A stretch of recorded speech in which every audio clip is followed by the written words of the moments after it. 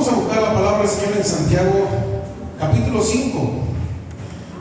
Una porción de la palabra que ustedes se conocen muy bien.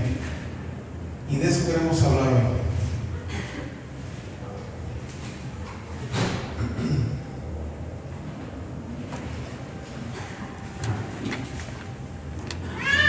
Santiago, capítulo 5, versículo 16. Pueden buscar por ahí.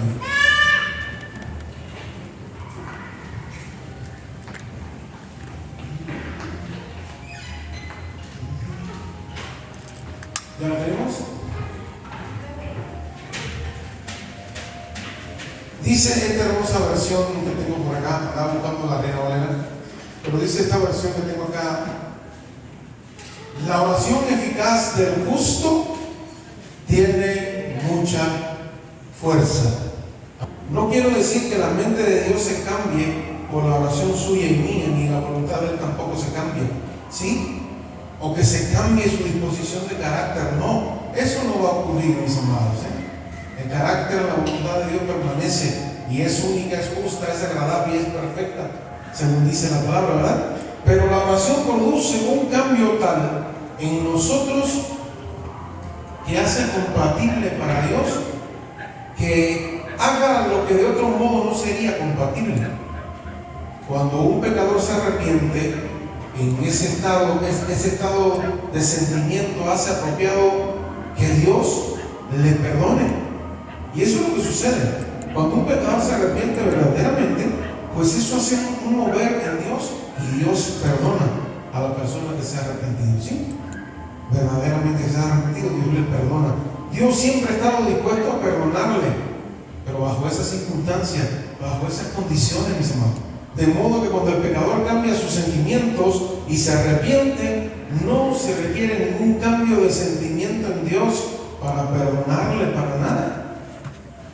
Es el arrepentimiento del pecador que hace posible su propio perdón, mis hermanos. Y esa es la ocasión para que Dios actúe de esa manera, mis hermanos, ¿sí?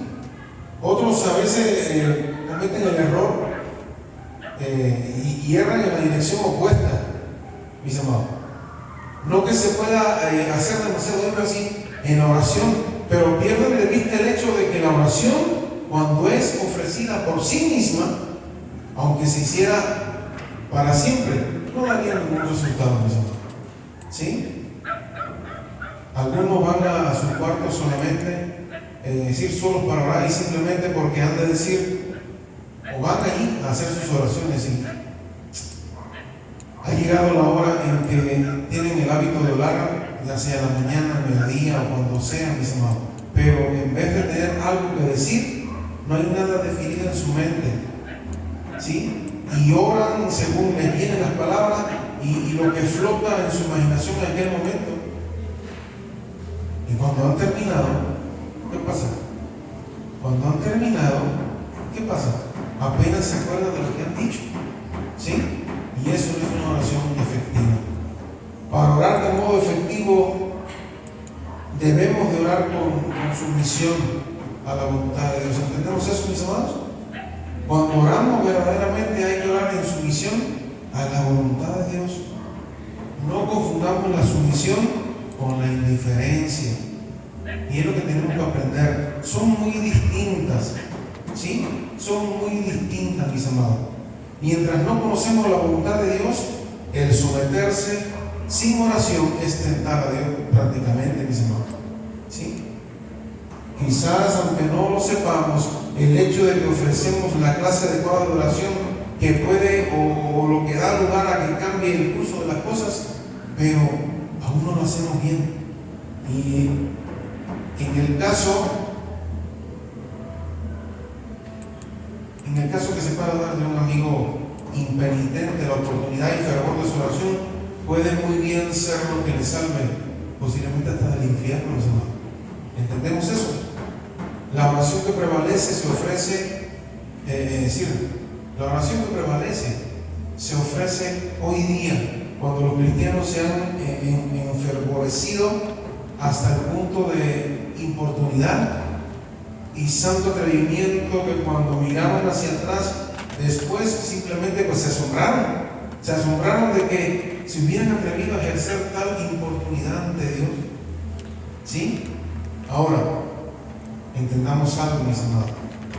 Muchas de estas personas con las cuales a veces usted y yo tenemos amistad se hallan entre las más santas que hemos conocido. ¿Sí?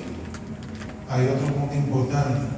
La tentación a motivos egoístas es la fuente, es a veces tan fuerte, que hay motivo de temer que las oraciones de muchos padres nunca se han elevado más allá de los deseos de ternura paterna o materna y solamente quedan ahí. ¿Por qué? Porque se nos va más la prioridad de ser papá o mamá y de no poner la prioridad número uno. ¿A quién? A Dios. Y eso tenemos que entenderlo. ¿Sí?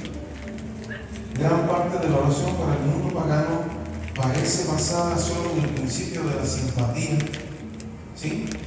Hay misioneros y otros que insisten casi exclusivamente en los millones de paganos que van al infierno, mientras se dice muy poco de lo que están quizás deshonrando al Señor dentro de nuestras filas, incluso también. ¿Sí?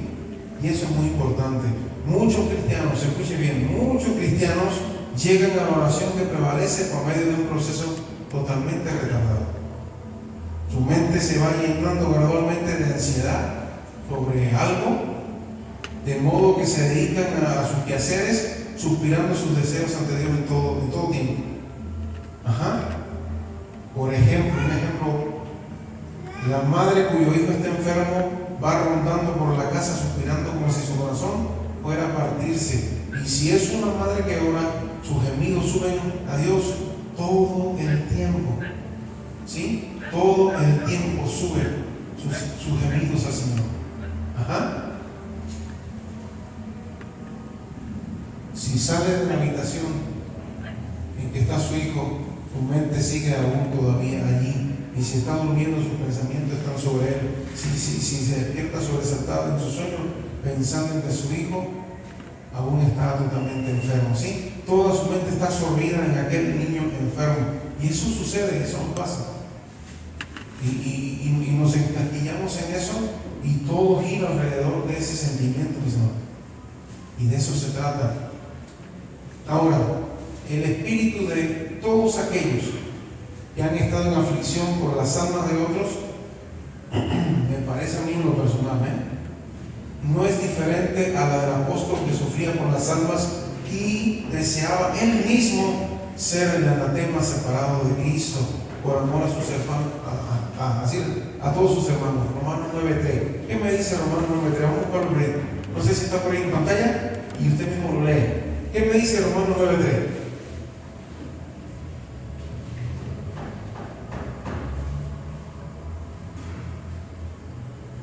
¿Ya lo tenemos en pantalla? ¿Qué dice? Dígalo.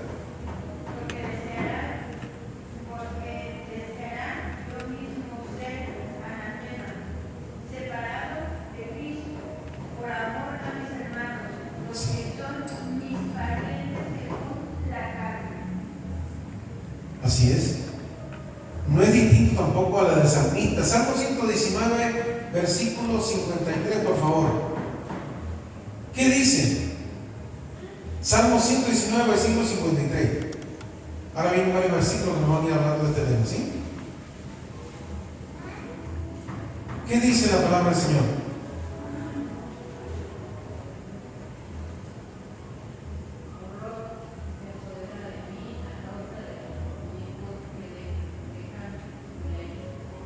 Así es. Fíjese hasta qué punto llega la persona que siente eso, que se echa sobre sí esa carga, mis hermanos. ¿Sí? Me duelen las fibras de mi corazón y mi corazón se quita dentro de mí. No callaré, porque has oído sonido de trompeta. Oh alma mía, pregón de guerra. ¿Sí? Eso es allí, Jeremías 4:19. Mis entrañas me duelen. Las fibras de mi corazón, decía este hombre. ¿Sí? Es tremendo, mis amados. Podemos seguir leyendo varios versículos en la palabra del Señor acerca de este tema. Por ejemplo, en Mardoqueo, leemos de Mardoqueo cuando vio a su pueblo en peligro de ser destruido por una destrucción eventual. allí en Esther 4:1. Y dice la palabra que este rasgó su vestidura, se vistió de saco y cubierto de ceniza, se fue por la ciudad clamando con un grande y amargo clamor. ¿Sí? ¿Y por qué hemos de pensar hoy nosotros? ¿Por qué hemos de pensar que las personas no han de desesperarse cuando no pueden tolerar la consideración de la miseria de aquellos que van a la destrucción eterna? No sé si a usted ha sucedido. Y de eso queremos hablar hoy, de eso estamos hablando. ¿Sí? De cuando llega a tu corazón ese sentir por alguien o por algunos que lo vemos que van todos descarriados y van hacia allá y se llena nuestro corazón de ese sentir, como mismo ha sucedido acá, y vemos a este hombre de Dios. ¿Sí? Es increíble, mis amados. ¿Sí? Ahora, si queremos orar de modo efectivo, tenemos que orar mucho. No sé si usted diga amén. Mientras más oramos, más practicamos, mis amados. Mientras más oramos, más ponemos en dependencia. Es decir, más nos ponemos nosotros en dependencia de Dios. Mientras más oramos, más encontramos respuestas de parte de Dios.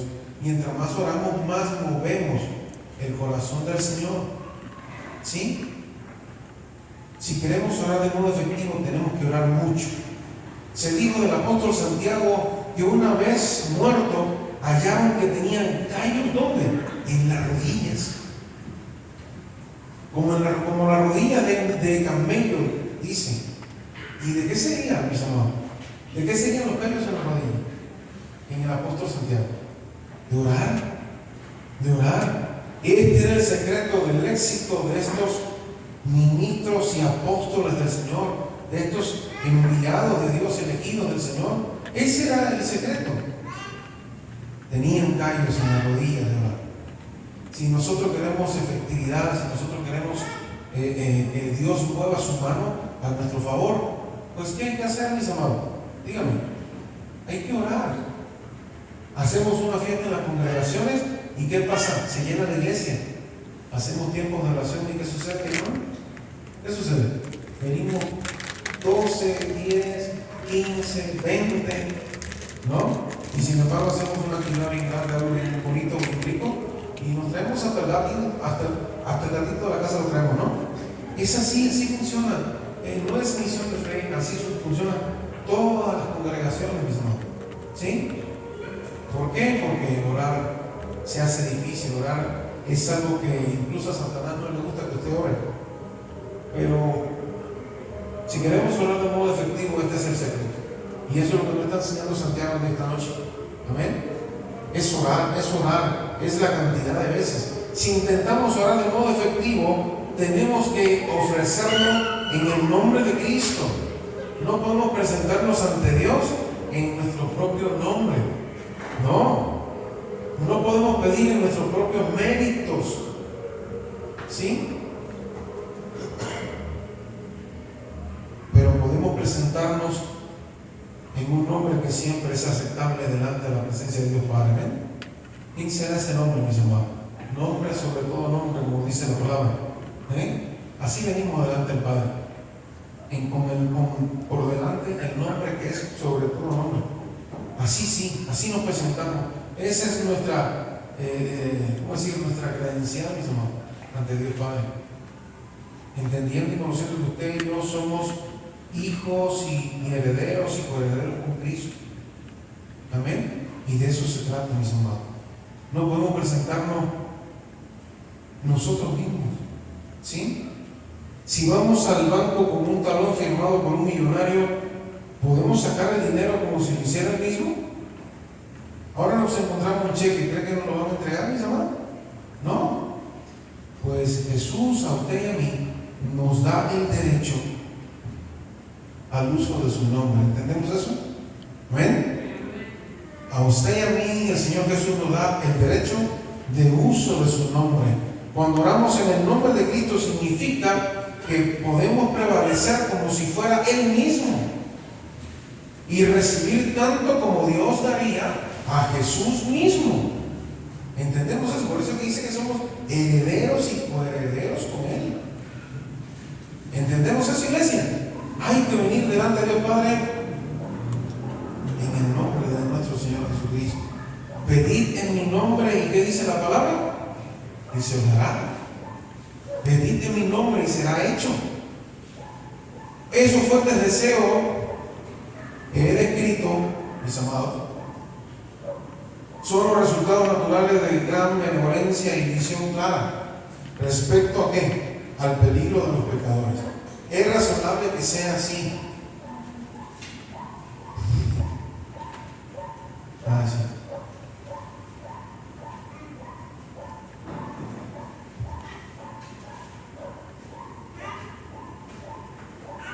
Si las mujeres aquí presentes miraran y vieran que su casa está ardiendo, mis amadas hermanas, y oyeran los gritos de quizás de las personas que hubiese dentro, ¿qué pasaría? Se desmayarían de horror, se desmayarían de agonía, sería algo de total impotencia, ¿verdad? Yo una vez presencié un incendio de una casa de unos primos en el campo, y es algo muy fuerte, mis amados, de ver. Yo nunca había presenciado algo así, era bien pequeñito yo, y mi primo llegaba, así uno de esos primos llegaba de Angola, de la guerra, y había fiesta porque había llegado vivo, ¿no? Pero los cables de la electricidad hicieron un corte y eran casa del techo de paja, ¿no? Le dicen el guano, y toda aquella casa pues prendió fuego y vimos cómo se consumió completa. Y fue tremendo, mis hermanos. Entonces, pues si alguien viera esto sucediendo, y nadie se sorprendería ni dirían, wow, ¿por qué se afligen, no? De esa manera. Es al contrario, todos se extrañarían si no expresaran su sentimiento así. Es decir, es de extrañarse cuando vemos algo que está pasando mal y no nos llenamos de compasión como se llenaba Cristo. Y de eso se trata, mis hermanos. ¿Sí? De eso se trata. ¿Por qué? Pues hay que extrañarse si los cristianos sienten o sentimos lo que se describe acá cuando ven claramente el estado y el peligro de los pecadores. Y tenemos que sentirlo, tenemos que tener compasión por ellos, mis hermanos. Tenemos que tener compasión por ellos en todo momento. Los que nunca lo han sentido no conocen lo que es verdaderamente benevolencia, y es una palabra que Cristo nos enseña. Benevolencia, y su piedad tiene que ser muy superficial. Alguien me decía otro día que escuchó un testimonio de una pastora que en la puerta de su iglesia le sentó una persona esta de calle, y la pastora leía un testimonio que le llamó a la policía, que le echaron de allí, que tenía temor, varias cosas, ¿no? Y nosotros acá recibimos a todo el que viene y le tratamos de servir a todo el que está allá afuera, ¿verdad? De eso se trata, mis amados, de esa compasión, de esa benevolencia que Cristo pone en cada uno de nosotros, ¿sí? Hay que cuidarnos, sí, hay que cuidarse, pero hay que tratar a esas personas como lo que son. También son personas que son amados por el Señor, amén. Y hay que tener mucho cuidado con eso, porque un día, como vimos hace unos días, el Señor nos va a parar y nos va a decir, cuando hiciste eso por uno de mis pequeños, a mí me lo hiciste. Cuando no hiciste nada por uno de mis pequeños, a mí no me lo hiciste. Y de eso se trata, mis hermanos, ¿sí? De eso se trata. No queremos juzgar a nadie. Yo no juzgo a la pastora que daba su testimonio en días atrás, ese testimonio que les comento, pero ¿piedad superficial? No, mis amados, no. Cuando los cristianos son llevados a extremos, hacen un esfuerzo desesperado, ponen la carga. ¿Sobre quién ponemos la carga, mis amados? O sobre quién debemos ponerla. A veces ni la ponemos, pero cuando estamos y somos llevados al extremo y hacemos esfuerzos desesperados, ¿sobre quién debemos de poner las cargas? Es sobre Cristo, y simplemente confiamos en Él como si fuéramos niños. Y de eso se trata la palabra que es la más pequeña pero es la más poderosa de todas, y es la fe. Amén. De eso se trata, de confiar en Él ciegamente, de confiar en lo que Él va a hacer ciegamente, aunque no tengamos nada en la mano. De eso se trata. Por eso venimos a orar, porque sabemos de que si está en su voluntad, si está en su disposición, Él lo va a hacer. Él va a mover su mano poderosa y va a obrar en medio de nuestras pruebas, de las dificultades, de las luchas que tenemos hoy. Él lo va a hacer. ¿Sí? Él lo va a hacer. Ponemos la carga sobre el Señor y simplemente confiamos en Él como si fuéramos niños. Entonces, luego de eso, viene algo en nuestra vida que es inexplicable, que es el alivio. Y sentimos alivio cuando descargamos en el Señor todo. De igual manera sucede cuando venimos a alguien que conoce al Señor, que anda en el Señor y le compartimos nuestro problema. ¿Qué sucede? Usted se desahoga y ya no se va a ir igual, y quizás esa persona es usada por Dios, te da palabra y te va totalmente cambiado. Aquí ha sucedido, sucede constantemente. Los ministros, los pastores sabemos de lo que estoy hablando, ¿no? Incluso muchos hermanos que atienden y dan consejería también. Entendemos eso, viene una persona y lo vemos que viene muy cargado. Y viene y conversa y platica contigo y Dios te pone en ti, en tu corazón, palabras específicas para que le digas, y vas a ver cómo esa persona se regresa a su casa totalmente cambiada. ¿Sí? De eso se trata, mis amados. La carga pues desaparece y Dios parece calmar el alma con una dulce seguridad de que la bendición será ¿qué? Concedida. ¿Decimos amén? Eso sucede, la carga se desaparece y Dios parece calmar al alma de la persona que viene con una seguridad de que la bendición será concedida. ¿Qué dijo el hombre que fue al Señor para que sanara a su siervo? Le dijo, no, ya. Yo sé que ya está hecho. Yo sé que va a estar todo bien. Y él dijo, hágase todo conforme a tu fe. Amén. No tuvo ni que visitar al siervo del hombre. Todo se hizo conforme a la fe de este hombre. Amén. Y de eso se trata. De eso se trata. Pues este hombre vino cargado y se fue totalmente descargado. A menudo, después de que un cristiano ha pasado por una gran lucha, por una agonía, y ha puesto la lucha y la agonía en oración y ha obtenido un alivio de esta manera, siente sin lugar a dudas un afecto totalmente celestial. ¿Sí? Sentimos el amor de Dios en nuestros corazones. ¿Cuántos de nosotros hemos sentido el amor de Dios en algún momento? Ya sea en un hospital, ya sea en cualquier lugar, no sé, en diferentes lugares sentimos el amor de Dios.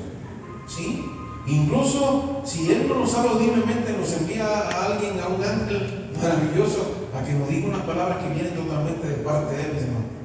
Y vienes a ver y dices, y entra una paz, una tranquilidad en tu corazón que nadie puede explicar. ¿Sí? Si ya se lo he comentado acá, el día que más locura he hecho yo en mi vida, cuanto a tránsito hablando, fue cuando mi abuelita le dio el infarto cerebral. Yo agarré a mi abuelita, la cargué, la monté en el jeep allá en Cuba y salí volando mis amados. Y me llevé todos los semáforos, no dejé ni uno solo. Incumplí todas las reglas sabidas y por haber en cuanto a vialidad. Y llegué al hospital y todo desesperado, y ya en el hospital entonces sentí que Dios me habló y me dijo, calma. Y sentí una paz y una tranquilidad que era imposible de explicar. Intenté llegar al hospital por medio de mi talento, de mi fuerza, de mi, no sé, y del auto que llevaba conmigo, ¿no? Pero ya en el hospital, ¿qué dijo Dios? Ahora me toca a mí, tranquilo, ¿no? Ya no vas a hacer más nada. Ahora soy yo que lo voy a hacer, ¿sí? Y mi abuelita duró 10 años más luego de eso. Así que el Señor es quien nos habla y viene algo especial a nuestra vida cuando entendemos de que Dios es el que está obrando. Nosotros nos preocupamos y nos ponemos bien locos cuando viene una prueba, cuando viene una circunstancia. Pero estemos atentos y escuchemos a Dios. Porque Dios es el que nos dice, tranquilo, yo soy el que voy a hacer ahora la obra, tranquilo. ¿No? Y entonces descansamos y se siente en nuestra alma ese descanso dulce, ese descanso glorioso de parte de Dios. ¿Sí? Dice 1 Pedro 1:8, se alegra con gozo inefable y glorioso. Ese es nuestro Dios. Amén. Ese es nuestro Dios. Otra razón por la que Dios requiere este tipo de oración, la que nos está enseñando Santiago, Otra razón por la que Dios requiere ese tipo de oración es que es el único modo que la iglesia puede ser preparada debidamente, correctamente. ¿Para qué? Para recibir las grandes bendiciones sin ser perjudicadas por ellas.